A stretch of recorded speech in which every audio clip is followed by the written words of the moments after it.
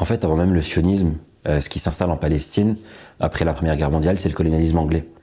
Moi, j'ai parcouru les textes de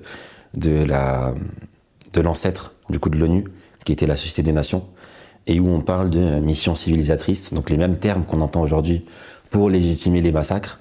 Donc on entend déjà des termes de mission civilisatrice, de cette croisade en réalité pour la civilisation, etc.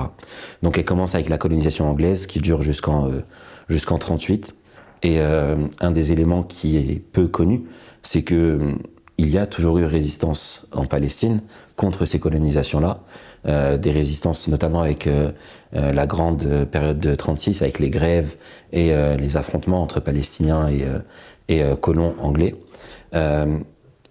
Mais en parallèle de ça, ce qui se passe en Europe, c'est qu'il y a une montée d'un discours antisémite. Il y a Balfour qui fait sa déclaration, Balfour qui est un antisémite notoire. Il y a les mouvements sionistes qui commencent à s'agréger et à un petit peu parler avec les représentants des gouvernements.